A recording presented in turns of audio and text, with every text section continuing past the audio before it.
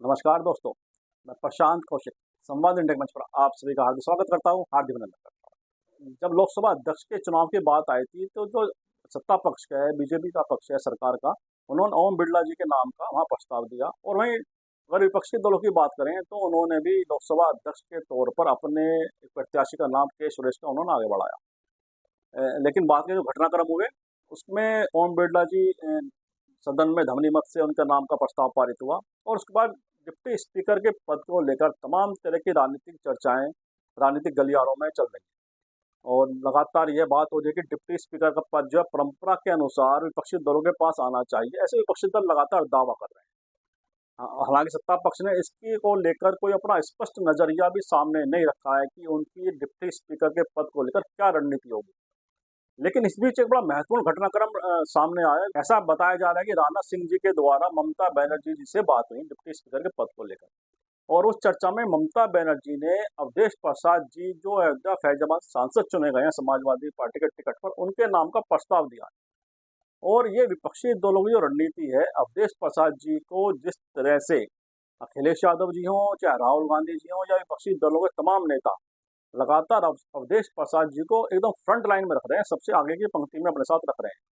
तो ये जो रणनीति विपक्षी दलों की है, और खासतौर से ममता बनर्जी ने जिस तरह से राणा सिंह जी के सामने अवधेश प्रसाद जी के नाम को प्रस्तावित किया, उसने सत्ता पक्ष के लिए भी बड़े मुश्किल स्थिति पैदा कर दी है। क्योंकि जिस तरह से उत्तर प्रदेश की राजनीति में लोकसभा चुनाव का परिणाम सामने आए, और खासतौर से अयोध्या जो फैजाबाद की जो लोकसभा सीट है, उसमें बीजेपी की लगातार एक तरह से कहीं ना उनके जो जनप्रतिनिधि लगातार चुनते रहे हैं वहाँ से, फैजाबाद लोकसभा सीट से। लेकिन इस बार अवधेश प्रसाद जी ने जिस तरह से एक बहुत ही प्रभावशाली जीत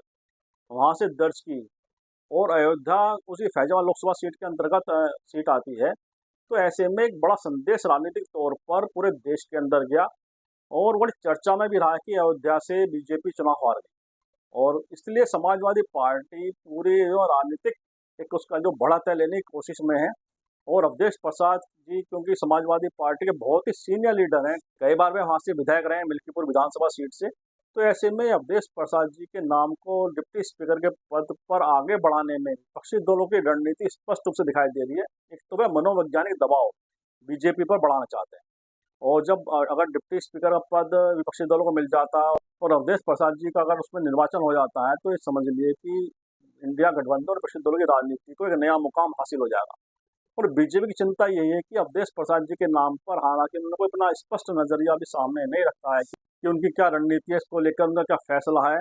आने वाले समय में पता चलेगा। लेकिन जिस तरह की अगर हम दलित राजनीति की इस संदर्भ में बात करें, दलित राजनीति बहुत ही महत्वपूर्ण राजनीति के हिसाब से बड़ा महत्वपूर्ण एक विषय है, जो सभी दलों के लिए एक ऐसी पहेली है जिसे हर कोई सुलझाना चाहता है अपने पार्टी के हित में। और पिछले कुछ वर्षों से, बल्कि अनेक वर्षों से हम देखें, जो दलित राजनीति का जो एक बड़ा बेस रहा है, बड़ा जो समर्थन रहा है, वह उत्तर प्रदेश के अंदर बहुजन समाज पार्टी के साथ रहा है, मायावती जी के साथ रहा है। और लेकिन पिछले अगर 3-4 लोकसभा चुनाव की बात करें, 2014 से 2019 और 2024 की बात करें, 3 लोकसभा चुनाव लगातार, उसमें बसपा का आधार वोट बैंक उनसे खिसकता रहा है, उनसे हटता रहा है। 2014 की अगर बात करें, बसपा को 2014 में भी लोकसभा में कोई सीट नहीं मिली थी, लेकिन जो उनके जो समर्थक वर्ग था, दलित वोट बैंक उनके पास जो था, जो दलितों का समर्थन में था, लगभग 19-20% के आसपास उन्हें वहाँ पर वोट मिला था। और उसके बाद 2019 में फिर चुनाव लोकसभा का जो होता, उसमें समाजवादी पार्टी और बहुजन समाज पार्टी ने मिलकर चुनाव लड़ा, और बहुजन समाज पार्टी को 10 लोकसभा सीट वहाँ प्राप्त हुई।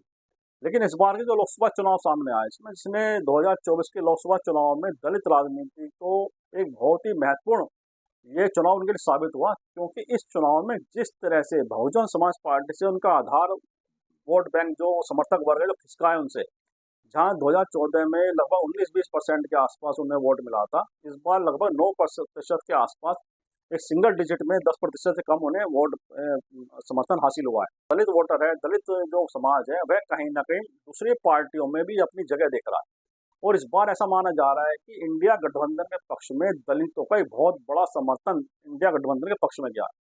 इसी वजह से उत्तर प्रदेश के अंदर भाजपा का भी सोशल इंजन का फार्मूला उतना कामयाब नहीं हो पाया, और नहीं बहुजन समाज पार्टी की राजनीति वो मुकाम हासिल कर पाई जो वह लगातार प्राप्त करती रही थी मत प्रतिशत के हिसाब से या विधानसभा लोकसभा सीटों में। अवधेश प्रसाद जो हैं अयोध्या फैजाबाद के जो सांसद हैं लोकसभा के, उनकी जीत ने इसको और एक ऐसा ऊंचाई प्रदान कर दिया है जिसको लगातार बनाने की कोशिश में इंडिया गठबंधन के दल देखे जा रहे हैं। तो अवधेश प्रसाद बहुत सीनियर लीडर हैं समाजवादी पार्टी के, लगातार अनेक बार से विधायक रहे हैं, मिल्कीपुर विधानसभा से अयोध्या और फैजाबाद लोकसभा सीट के अंतर्गत यह विधानसभा आती है। तो अवधेश प्रसाद जी पे अगर डिप्टी स्पीकर का दाव इंडिया गठबंधन लगा रहा है, विपक्षी दल लगा रहे हैं, और जैसे ममता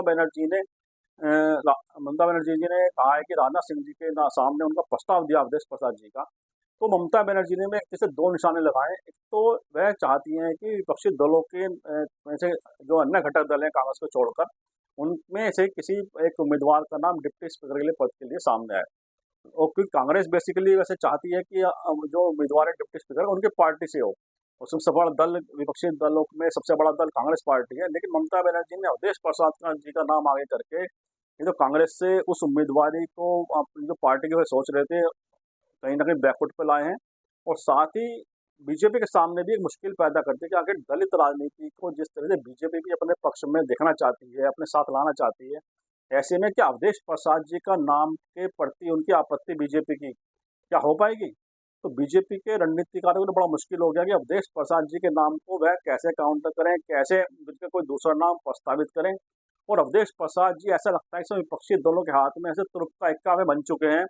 जो लगातार बीजेपी के लिए परेशानी खड़ी कर रहे हैं। एक तो पूरा एक नैरेटिव सेट कर रहे हैं अवधेश प्रसाद जी के को आगे करके कि देखो अयोध्या से बीजेपी हार गई।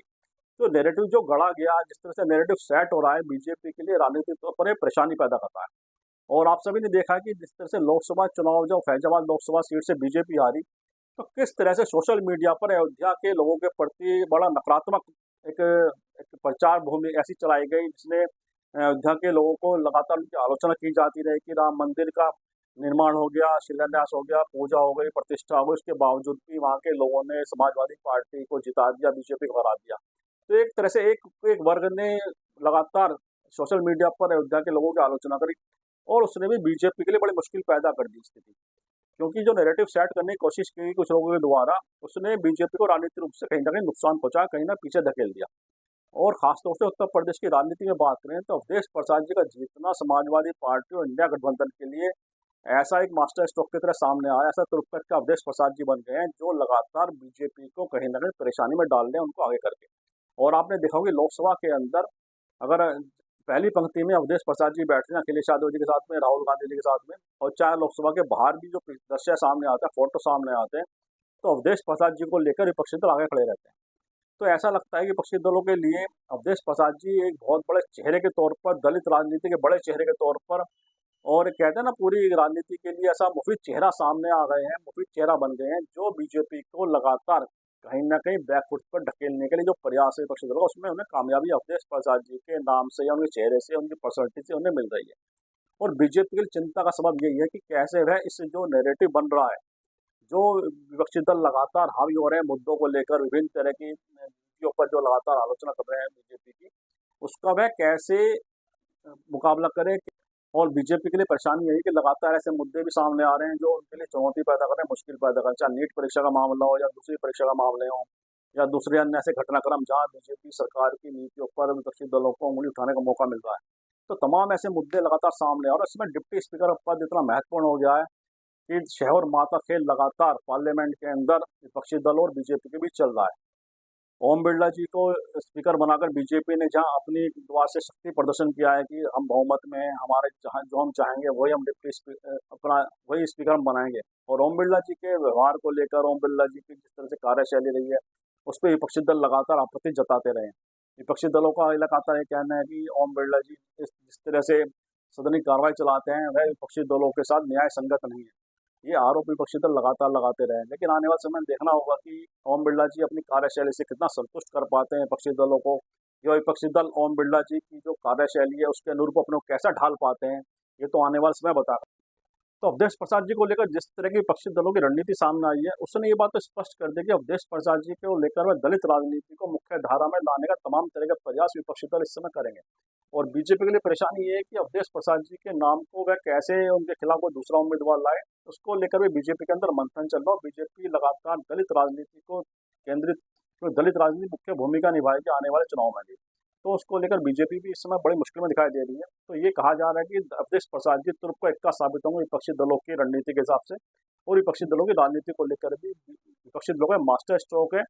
दलित राजनीति में अवधेश प्रसाद जी एक बड़ी भूमिका निभाने जा रहे हैं, इसमें कोई दो राय नहीं है। और अवधेश प्रसाद जी को लेकर विपक्षी दलों ने जिस तरह से उन्हें मान सम्मान दिया है, जिस तरह से उन्हें अग्रिम पंक्ति में रखा है, वह बताता है कि विपक्षी दल अवधेश प्रसाद जी को आगे लेकर आगे चलेंगे और बीजेपी कहीं ना कहीं परेशानी में डालने का पूरा प्रयास अवधेश प्रसाद जी को लेकर करेंगे। और अवधेश प्रसाद जी आने वाले समय दलित राजनीति का बड़ा चेहरा देश की राजनीति में बन सकते हैं, इसमें कोई दो राय नहीं है। इन्हीं शब्दों के साथ आज की चर्चा को विराम भी देते हैं और मैं आप सभी से आग्रह करता हूँ कि वीडियो लाइक करें, शेयर करें, कमेंट करें। साथ ही संवाद मीडिया चैनल को सब्सक्राइब के साथ बेल आइकन जरूर दबाएं, जिससे संवाद मीडिया के अपडेट आपको समय से मिलते रहे। आप सभी का बहुत बहुत धन्यवाद, बहुत बहुत धन्यवाद।